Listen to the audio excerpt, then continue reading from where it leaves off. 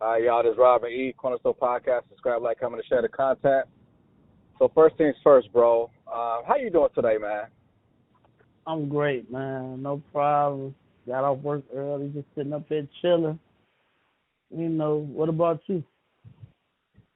I'm on my way to the gig right now, and prior to heading out, we hear the news about how Aaron Rodgers signed a $200 million deal, 4 years with the Packers, to stay with Green Bay, and Russell Wilson just signed with the Broncos, and the Broncos seems to have given up. No, Seattle. Who gave up a lot of picks? Was it Denver? So Denver gave up a lot of picks. They gave up Drew Lock, Shelby Harris, multiple first-round picks, some more players they just throwing in for Russell Wilson. Yeah, it's a big deal. And, I mean, we was coming on here to talk about something big with Russell Westbrook, and the NFL always show you who, at the end of the day, who got the bigger dick when it comes down to it. Like Shout out to Lori Lightfoot. Shout out to Lori Lightfoot. Right. For real, they got to show you who, and the NFL just showed you, right, like today, like basketball, they going through this thing. Right now, they on the 2016 game sprint to the playoffs, all these teams tight-knit and everything, and then here comes the NFL. Boom, top news at least until Friday or Saturday. You know what I'm saying? Mm-hmm. I mean, the Broncos, they were in a lot of games last year, and with Teddy Bridgewater, you wonder what's going to happen with him. Yeah, you do, because like I said, Seattle got Drew Lock. Okay. Now, let's talk about what we really called for. You know what? I didn't get a chance to see the Lakers game last night because I was just kind of like watching it casually through the play-by-play over the internet. Because Denver and the Warriors, they were playing, and that was a competitive game despite that the A team didn't show up for the Warriors. But it was a good game. I mean, the Joker, he had a monster game. He had like a triple-double. Oh. How do you feel about him repeating as MVP? You know what? I could see them giving it to Embiid this year because Embiid, he is on a mission. Yeah. This man is on a mission. But yeah. I really want to see them play ball. I really want to see this Philadelphia-Brooklyn matchup hopefully in the playoffs with Ben Simmons and James Harden and all. Like right now, I would say that's must-see TV if they face each other in the playoffs. You know what I'm saying? Yeah, I just hope that the COVID restrictions will be very lax about the time the playoffs start, so that way Kyrie could be available to play in every single game. And then we'll see who is the better team when you got all your horses running. I'm going to tell you something. I think by the time Brooklyn get in the playoffs, I'm pretty sure they say they're not doing it for him. They wouldn't do it specifically for Kyrie, but I made 8 out of 10. I think that New York will lift their laws. It just would be happening as it's the start of the playoffs. You know what I'm saying? Mm-hmm. I really do, because they're going to need Kyrie. You know what I'm saying? They're going to need him. Yeah, of course. And plus, if the Nets happen to play Toronto during the whole play-in process or the first round, I'm not sure which rank Toronto is in, but Kyrie can't even play in Toronto if they were to have those games out at the Air Canada Center, whatever you call that arena. Oh, yeah, you sure right. Yeah. Yeah, so he won't be available for that. So, yeah, Kyrie won't be available for the whole series if they have to face Toronto. So that's going to be unfortunate. Right. And plus, we don't know which Ben Simmons that we're going to see whenever he starts playing. Right, so exactly. So that's another factor. So I mean, KD's gonna be an island by himself, man. I mean, these guys can't win any type of games, especially when he wasn't in the lineup. Yes, they couldn't win any games, but since he's been in the lineup, I mean, it's still been a struggle because he's still on the island. I do, and that's kind of what I'm looking at. Like Sunday, I watched them play Boston. Like I said, I'm still gonna say Jason Tatum / Devin Booker, the next Kobe. Both of them, I can see it in them. They got that dog mentality. They are next up. Yeah, they next up definitely. But I'm looking at Kevin Durant. Even with Kyrie playing, even with Kyrie playing, For some reason, I know Boston is hot right now too, but it felt like it was just Kevin Durant by himself. I mean, You know okay, if you're not going to get any offensive production out of Ben Simmons, he's still going to have that defensive presence. So, and that's what they need badly from this point on. But I just hope that he at least takes some mid-range jumpers. I mean, he don't got to shoot threes, but take the mid-range at least, man. You got to keep the defense honest. Mm-hmm. So, but anyway, man, man, I want to talk about this whole Russell Westbrook thing, man, because last night, unfortunately, without LeBron, you had Westbrook, Carmelo, and Dwight Howard out there, and they still couldn't beat a pedestrian San Antonio Spurs team. Now, Murray, he is the real deal. I saw him in the All-Star game. That was like the first time I really saw him play, and I thought he was pretty decent. Mm-hmm. And last night, I mean, he put on a show. But following the game, I guess Russell kind of he was asking us questions about how, as far as like his family's getting death threats and his name is being tarnished by people calling him Westbrick. I mean, I think Westbrick, that nickname is totally inbounds. It's within the context of NBA basketball.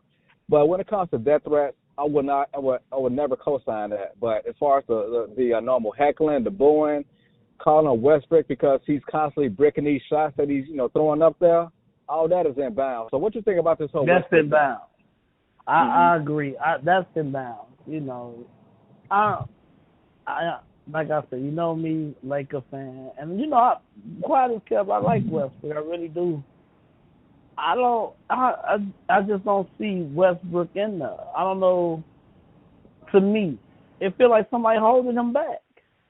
I can deal with the 9 turnovers when he was scoring 33 points. You know what I'm saying? When he was 33 and 12, but yeah, but like he was doing that. He was doing that playing for small market teams, and he didn't have that exposure like that. But now that he's going to be playing in Laker Nation, the spotlight is going to be on you every single game. Every team is going to give you their best shot just because you are the Lakers. So right. now the nation is kind of seeing how the way he plays. I mean, he plays so reckless. That's why KD had to leave him. James Harden don't want to play with him no more. I'm not sure how Bradley Beal feels about him. Right. I'm gonna tell you this. I'm not tripping about that. That's what I'm trying to tell you.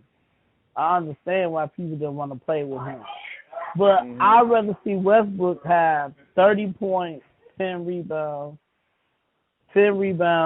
and like 12 assists and 8 turnovers. The quadruple double. But it's like he got 14, 4, and 5. You know what I'm saying? With 9 turnovers. I'm just saying. Yeah, that's not what I'm not. Give me, if you going to, hey, Al Pacino said in Any Given Sunday, if you're going to make mistakes, I'm not going to bite your head off. If you don't make them big. But play your game. And it's Westbrook's not playing his game to me, man. Yeah, when he first got on the team and when they got off to that slow start, AD and Brown was telling them, hey, let Russ be Russ. I'm like, okay, what does let Russ be Russ mean? Tell me, what does that actually mean? Does that mean that he gets to go out there and have triple doubles and have 8 to 10 turnovers a game? I mean, is that what that means, let Russ be Russ? Because he had a lot of games like that last year. He had games like that last year, and they won. And teams won. And he did that against good quality teams. I get it, but he's with the Lakers now, so you can't have 10 turnovers a game and expect to win basketball games. And plus, LeBron's production is very impactful. It's not resulting in wins because he don't play defense, and he would have these scoring splurges and little tiny spurts, but the way that Bron scores now is very impactful. I mean, they could be down 20 points, and he might have like a stat line of like 18, 6 and 8. But like he's still in the game in the last 5 minutes of the game, down 20, and then he'll score you like a quick 8 points just to kind of make his stats look good. His scoring is very unimpactful at this moment. Right. Okay, you're right. I agree.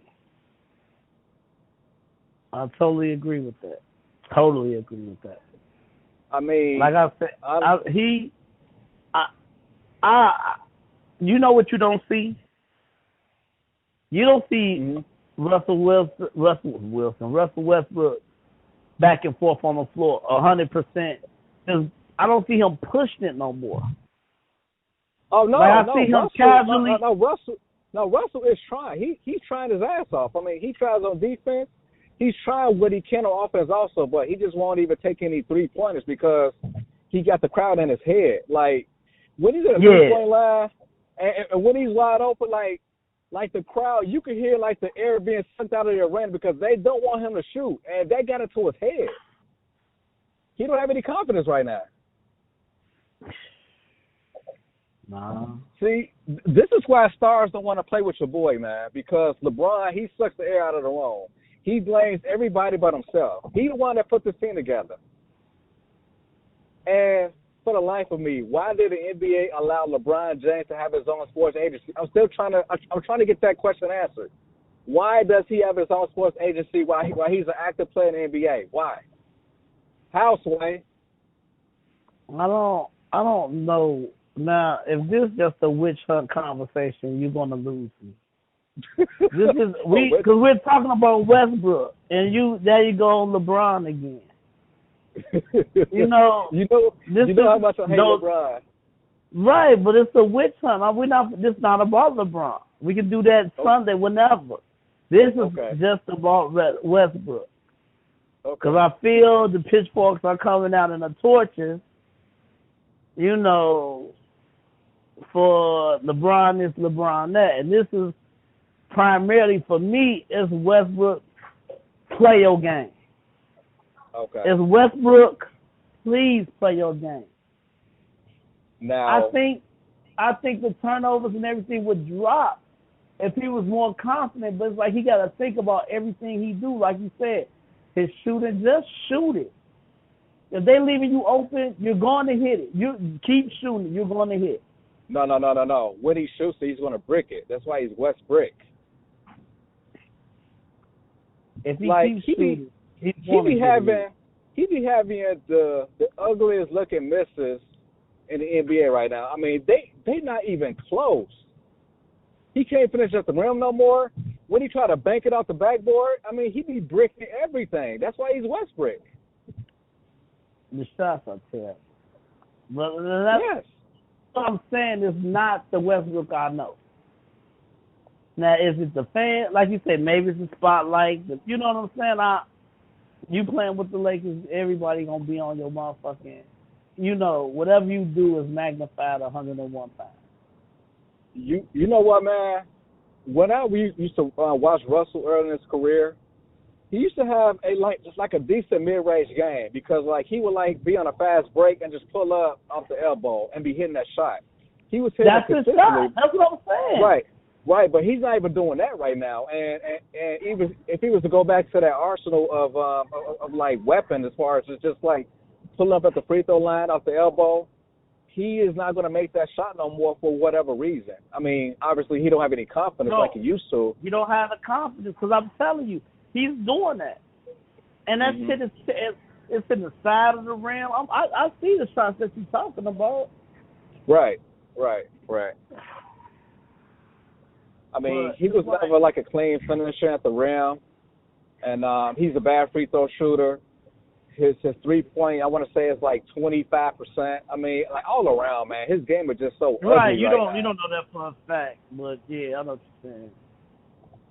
Now, let me tell you this though, man. From Russell's standpoint, he was asked a question during a press conference last night as far as what his wife had tweeted out as far as the death threats. I understand that. So he was asked a question.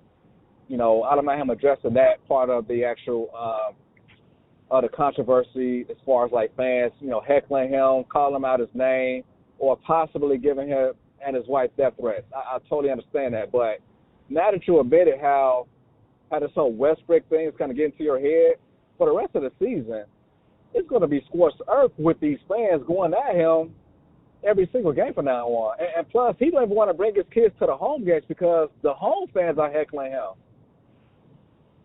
I mean, is this what Laker Nation is all about? I mean, you are a diehard Laker fan. Are Lakers fans just as toxic as like Boston Celtic fans? I mean, let me know because I never knew that like Laker Nation was this bad. I'm gonna tell you this. Okay. Laker Nation, and it's honest to God truth. You couldn't tell them that this was coming this year, the way they play. You couldn't tell me that they was going to be fighting the New Orleans Pelicans for 9th and 10th spot. You know what I'm saying? Yeah.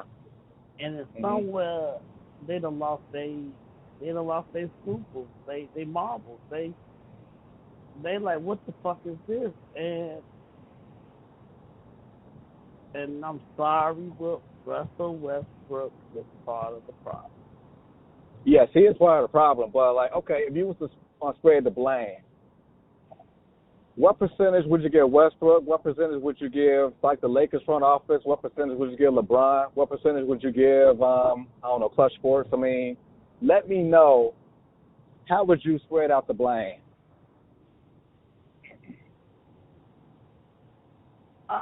Okay.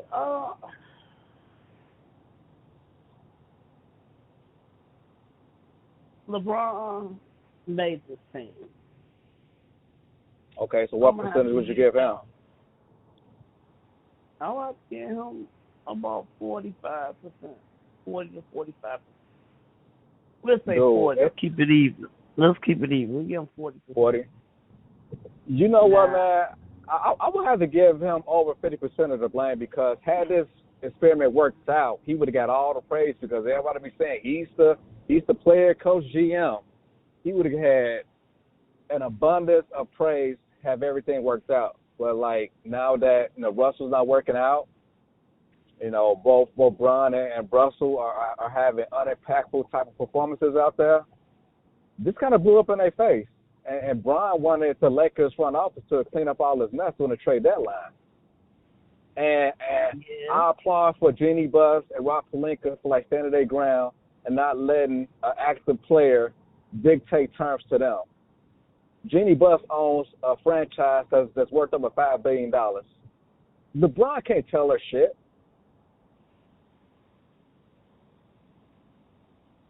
So kudos to Jeannie Buss for standing up to him. So. Okay, well, you said over 50%? Yes, I would probably say I would give him like 55% of the blame. Well, but it's over 50% though. I will give him 40. That's because 25% of it, to me, is Anthony Davis that's not being helped. No, not so fast. Not so fast, Cowboy, because when Davis was playing, they are a sub-500 ball club. So don't blame Anthony Davis now. Because Davis haven't looked the same since the bubble. Davis haven't been the same since the bubble. Even last year, he wasn't playing like bubble Anthony Davis because during that championship year, Davis led in every statistical category except for assists. But Davis, he cleaned the floor as far as stats with points, rebounds, blocks. He literally every single stat except for assists. So Davis was a monster doing his first year with the Lakers. But since then, Davis has regressed so much. But that's because he's been hurt. I'm telling you, because he's been hurt. No, even when he was healthy, even when he was healthy, he wasn't playing like bubble Anthony Davis. That's why that championship got to have asterisk to it. I'm gonna say this because I'm gonna say that you asked me the percentage. I'm gonna still give you my percentage. Okay, go ahead. 40% because LeBron orchestrated. I'm gonna go 25% Anthony Davis, Okay. 25%. Russell Westbrook, because I feel like those three people right there, Okay. the big three, and that makes up 90% of it. I think those big three should really been able to play together and really, just off talent alone, be beating these other teams. My final 10% is coaching. Oh, Frank Vogel. Okay. Frank Vogel. Okay. Because even... It's not the coach's fault. So. It's not the coach's fault. No, it's not the coach's fault. None it's of not the coach's fault. No, because you got LeBron, you got AD, you got Russell, you got Melo, you got Dwight Howard. Come on, man. With all that talent, I mean, it's OG's of talent. It's OG's of talent, but the Lakers had that talent with Shaq, Nick Van Exel, Eddie Jones, Kobe Bryant, and Dale Harris didn't do nothing. Dale Harris was never going. First of all, Kobe Bryant wasn't Kobe Bryant at the time. Come on now. That's very disingenuous. Kobe Bryant. Still, they had three other stars. They had three other all-stars. Yeah, but Nick Van Exel was an all-star. Eddie Jones was an all-star. Shaquille O'Neal was an all-star.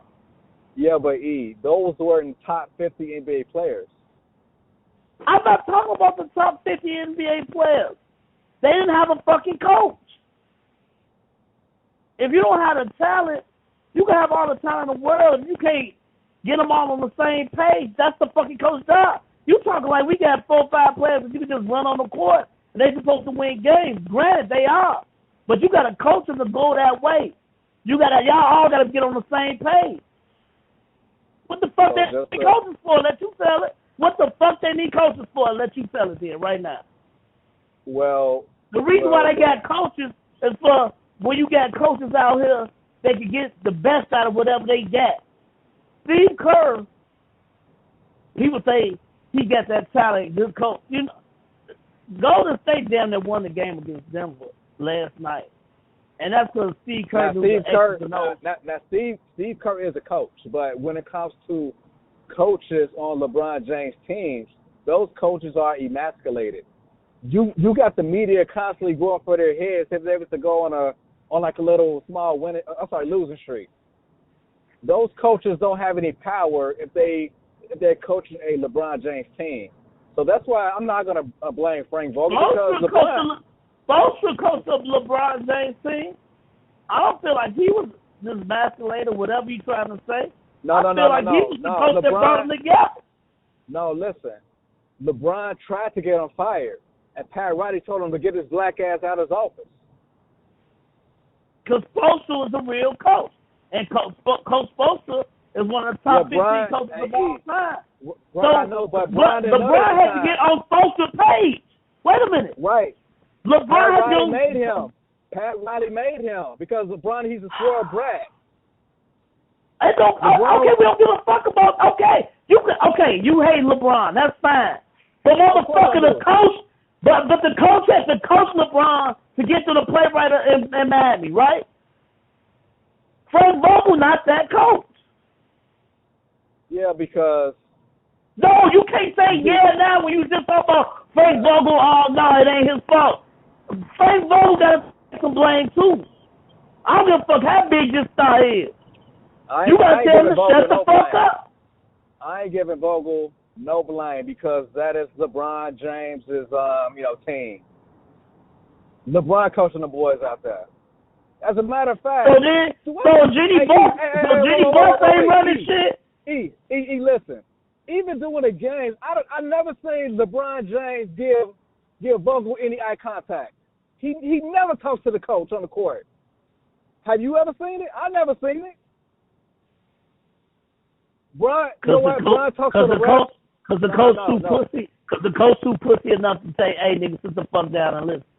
Listen, right. That's why I said the coaches are emasculated when they play or are coaching a LeBron James team. They are very emasculated. Well, get a better coach. Because Spoelstra told him to sit the fuck down. You see, like, Brian really don't know what he wants, though. Like, he wants a coach that, like, he can run over, but at the same time, he don't want a coach that would challenge him. That's why he ran out of Miami, because Pat Riley, he is the real alpha of that team. And that's why Brian wanted to jet out of Miami and go back to Cleveland so that he could do whatever the fuck he wanted to do. He got David Blatt fired. I mean, did he really give Ty Lue credit? I mean, shit, Ty Lue didn't kill himself because he was getting like bad health, coaching LeBron James saying.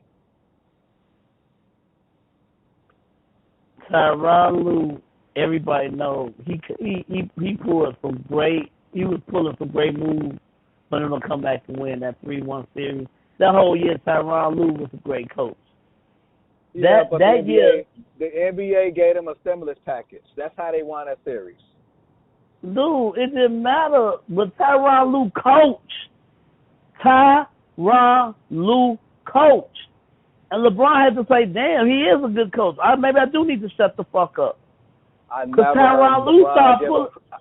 never heard Brian give Lue any credit. Never. He gave Lue a whole lot of credit. Just because you didn't fucking hear it and your ears the only words that matter to you, he gave Tyronn Lue a whole lot of credit. Because Tyronn Lue, I got my ear to the ground. I got my ear to the ground when it comes to all these NBA storylines. My ears to the ground. I know.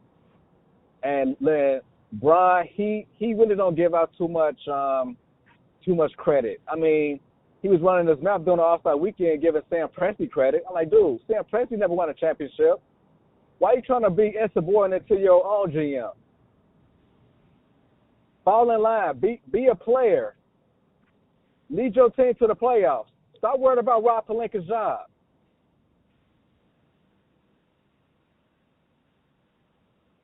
You see, like, your love for the Lakers really blinds you because no matter what LeBron does, it just makes you go cuckoo. I just don't understand it. First of all, we wasn't even talking about LeBron, but as usual, you make it about LeBron because you just like somebody that you know, and the world knows that he's right up there with the Magic Johnson, the Michael Jordan, the Kobe Bryant. Whether you like him or not, I mean, you just say hated Kobe until he passed away. Make sure you tell the world. Make sure you tell the whole world that. I want you to live with that. Now you live with that. You never liked the Kobe Bryant. You never liked Kobe Bryant. You never liked Kobe Bryant. No, it's just bogus, but now since we want to get the truth and everything out, I don't mind doing it. You never liked Kobe Bryant, dude. And once he passed away, he was a great guy. I had to see him off the. Kobe Bryant was always the man. You would never give Kobe his due because you felt that he was right there with Michael Jordan. You hated Kobe. No, you didn't. You hated Kobe Bryant. You hated the same way you do LeBron. I guarantee it's the same way you talked about Kobe back in the day. The same way you do LeBron. The same way you talked about Kobe. Yes, it is. You could laugh and the same way you dogging LeBron James out right now. You dog Kobe Bryant. And Kobe Bryant had to die in a helicopter before you gave him credit. Always remember that, man. You're the same person that felt that Kobe Bryant shot too many shots his last game of his career. You that type of nigga. You're that type of nigga. Jason Whitlock trashed her for doing that, not me. No, but you never. Doing his last game. Well, that might have been the only time ever in your life. You never liked the Kobe. No. You won't get past this. You can keep saying nah, but I guarantee you, the same way you do LeBron James is the same way you used to critique Kobe Bryant and want to be like Michael Jordan. I mean, when he was going up for an Oscar, I was cheering for him. I mean, right, but you want to make the jokes about it now, but the same way you disrespected LeBron James, you disrespected Kobe Bryant with the same malice. Okay, so and even if I did, you remember that. Wait, okay, listen though, but even if I did Kobe Bryant, it was all strictly with basketball. I never did Kobe on his off the court stuff. As a matter of fact, the stuff he was doing in Colorado, I was by his side. Dude, you never dog LeBron. This ain't got nothing to do with off the court because you never dog LeBron off the court. As far as off the court, yes, I have my criticisms of him off the court because of the way that he tried to portray himself as like the next Muhammad Ali. He is not Muhammad Ali. He didn't say he was trying to be Muhammad Ali. He did. But everybody know he did. Like and Ali. everybody named Mama say, I'm not just gonna shut up and dribble anymore. LeBron James. I want him to shut up and dribble. Dribble. But you don't want the other athletes to just shut up and dribble and play their sports. You want everybody to have a voice. No, LeBron spoke it. I want all the athletes to shut the fuck up. Like Jordan did? Yes. When he voted for that Republican? Okay, what's his name? Who did he vote for, genius? I don't know, don't care. Don't know, don't care. But see, say you want all... No, but for you to say you want all athletes to shut up and I have no say, that tell us, the listeners, and the people out here that are playing sports, how you feel about them. Because everybody got a personality. No, everybody has a personality, and you are totally not fair today. So if they should, you should just shut up and just do air traffic control. What they do on the court shouldn't bother you because that's not your job. So you should shut up and just be a mailman too, huh? But that's what I do until somebody brings me into their conversation. So it wasn't like this today. I learned later in my life to stop judging this player, that player, this person who gay, that person that's transgender. I don't judge I can't judge nobody. My whole lifestyle different. No. You're not gonna get away with that because last night we was having a conversation and you was getting on Michael Jordan for like being he was a gambler. Like I didn't get on him about a bit. No, a compulsive gambler. I'm not getting on him. I was stating a fact. I didn't care. I gamble. You gamble. Yeah. I didn't get mad at that. But I said he has a gambling problem. He had a gambling problem. I'm saying, but that's it. Why would you say he has a gambling problem? You don't know that. No, it was quoted. It was out there that Michael Jordan had a gambling problem. Did Michael ever admit that? Did Michael ever admit that? I think Jordan will say when it comes down to it, I did have a gambling problem. I'm gonna I'll Google it. I'll Google it right now and see if he admitted it. Well, I'll Google it and just see if Jordan admitted it. I don't think he ever admitted it. I mean, Jordan. No, I'm gonna Google it. Okay, Michael said that he had a competitive problem, not a gambling problem. So you got to get your facts straight. Well, you can say facts that he had. Just because he said competitive problem, then I get.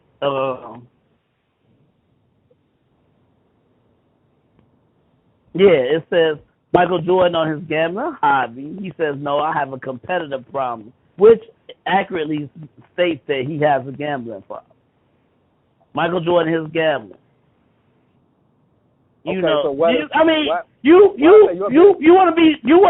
you want to go there, and I'm gonna go there with you. Like you called me on the same day, like my baby mama catch me sometimes. What all man disputing things? What was the reason why they said Michael Jordan's father got killed? He actually addressed that in the Last Dance. He addressed that in the Last Dance. So if you listen, right? So if you want that answer to that question, go back and watch the Last Dance. And Michael, I'm asking you right now. I'm not going to go back to that. I'm asking you, why did his father get killed?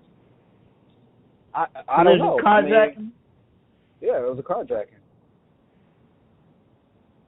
They didn't take the car rob. They didn't take the car. They didn't take the Lexus. The Lexus Well, was they right took. there with his daddy in the car, dead. What was the reason they said back then that he was one of the reasons why they think they killed the father? Well, I mean, if you want that answer to that question, go back to My the whole this is my thing. Even my wife knows that when we have discussions, when she's wrong, she has to be like Joe Pesci, De Niro. You gotta take it. You gotta, whatever you dish out, whatever you spew out, when somebody comes back to you, sometimes you just gotta accept it and take it. Why did they say, I'm gonna ask you again, why did they say Michael Jordan's father got killed? Dude, I don't give a fuck who said what. That's the whole point. I don't come to you with answers about I don't give a fuck. I have to come back. I have to come to you with better. I gotta come to you with a better response than I don't give a fuck what people say. I asked you, what was the reason why they said Michael Jordan's father got killed? Now, if you don't wanna answer this, no. I will answer the question. I mean, first of all, I was 12 years old at the time this happened, so I wasn't privy to like the investigation, what the prosecution had to share with the cops, whatever. I mean, dude, I was a fucking kid. Come fast forward, 20 years later, Michael Jordan addressed that issue in The Last Dance. As far as all these rumors that have been circulating for the past 2 decades, they're just rumors. So if you want the answer that you're looking for, go back and watch The Last Dance, and Michael would tell you himself as far as the rumors circulating about how he was gambling, and that probably had people talking about how, that's how his father died. Michael addressed the issue. So why do you want me to answer that question and give you the answer that you want? Why me? It's not that, because you said he didn't have a gambling problem. Well, I think his father believed that he had a gambling problem. See, that's so distasteful. That is distasteful. I am so disappointed in you for saying that. I am very disappointed. But dude, I didn't mean to be distasteful. I was trying to prove a point about a gambling problem. That you said he didn't have a gambling problem. And Rob, you know why his father got killed. Like you said, I'm gonna go Tupac on you. I'm gonna go Tupac on you. You and I know what's going on. Dude, listen. We are talking about Russell Westbrick and not Michael Jordan, not James Jordan. But you talking about LeBron James. We started off with Russell Westbrook, and you took it to LeBron. I mean, LeBron James is relevant. I didn't bring up gambling. That's a teammate. Wait a minute. You can rewind this to right now. I didn't bring up gambling first. You did. No, I was representing the conversation we had last night. And if you wanted to consent, since you brought it back up, you still say he didn't have a gambling problem. He had a competitive problem. Well, he was so competitive. Based on what he said. He was so competitive that it hurt him in the end. And I'm sure, Michael Jordan is cured from his sickness. I hope he's cured from his sickness. Oh, okay. Okay, I mean, whatever you say, man. I mean, Michael Jordan is a billionaire. I'm sure he ain't losing no sleep over his competitive problem. I mean, hey, that's why he's the GOAT. That's why we're still talking about him. That's why his shoe is the number one seller, being that he haven't played basketball since 2003. So he is the GOAT. He is the GOAT. But like we also spoke about last night, he never won a championship without Scottie Pippen. And I don't know what their beef is with each other, but Scottie helped them win those championships, some seasons. Scottie helped them. Of course Scottie did. I don't know what they beef, I don't know what they be. Do I see Jordan to go? I told you that last night. Jordan's 1A, Kobe's 1B. Hands down. But don't front like Scottie Pippen never was there. Dude, I never even insinuated that Pippen. I didn't like say you, but I never said you. But these other people, not even say the other people. I was like Steve Kerr said. Scottie was the main man that helped us win the championship with Mike. So I don't know what their beef is. I don't know what their beef is. But Mike gotta give Scottie some kind of credit. Mike has given him credit. As a matter of fact, Michael has taken trophies in which he gave Scottie the actual vehicles that came with the MVP trophies. Is that giving him credit? Yeah. I mean, Tom Brady gave Malcolm Butler his vehicle for MVP. That's giving you credit. Well, just to Brady's credit, that was the first time that he actually knew Malcolm Butler.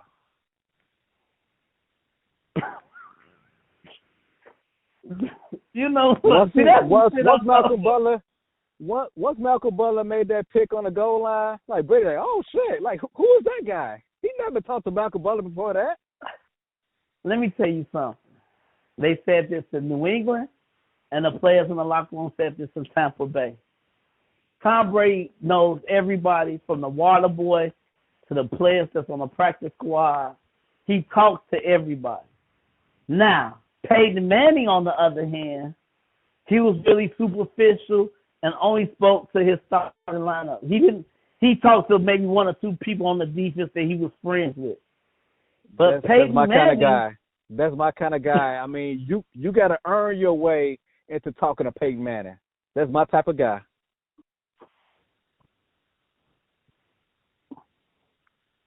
He will never be known as the greatest. We all know who the greatest in football is. Yeah. I mean, Brady. And there's no argument there. Brady is the GOAT. I even give him GOAT status over Michael Jordan. I constantly say this, but at the same time, how did black people allow Tom Brady to say nigger and not check him on it?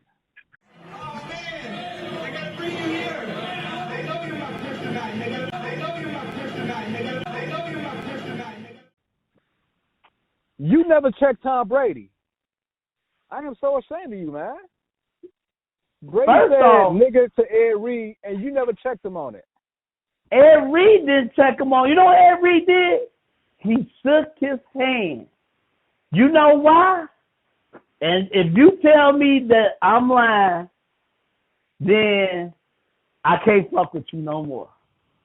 It's always one or two white boys that can say nigga, or a Mexican that can say nigga. They so fucking cool. And see, that's Peyton Manning. If he would have said nigga, if Peyton Manning would have said nigga, it would have been the worst thing he could have did in his life. It would have been the worst thing he could have did. Mister, me and you weren't the only people that heard him say nigga. Everyone the only person that heard Tom Brady say nigga. Everybody heard him say my nigga. See, like that was the first time that I heard that. Dude, that clip been out for like almost 10 years. That was the first time I heard it when you told me about it. No, what was that? No, that was every retirement when they retired his. Was that his Hall? No, it wasn't the Hall of Fame. It was the Ring. No. It was the Ring of Honor, right? No. Brady was coming out for the Super Bowl, and Ed Reed. Right, so they had me come on Ed Reed for his Hall of Fame. Right. And he was like, my nigga. I gotta get that. I think that was a regular season game. As a matter of fact, I will include that clip in this podcast, so that like the world would know that Brady said nigga. The world already knows he's a nigga, mister. No, but everybody knows he. I didn't know though. When you told me about it, I never knew about it because the media kept it quiet because the media loves Tom Brady. You love Tom Brady. I mean, Tom Brady is like King Candy, and you're like Steven from Django. He can never do no wrong. Hey, boss, you sick, boss? We sick, boss? Hey, what that man doing over there on that neck?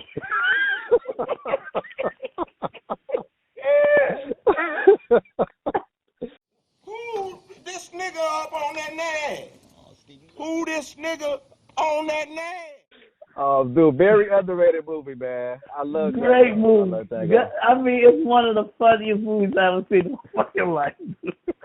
But hey, man. Hey, on that note, man, I gotta get going, man. But yeah, man, I'm gonna go ahead and upload this, man. Yeah, I just made it. Hey, man, be safe out there, man. And I'll talk to you a little bit later. You too, man. I'll catch up with your ass later on. All right, nigga. All right, One. peace.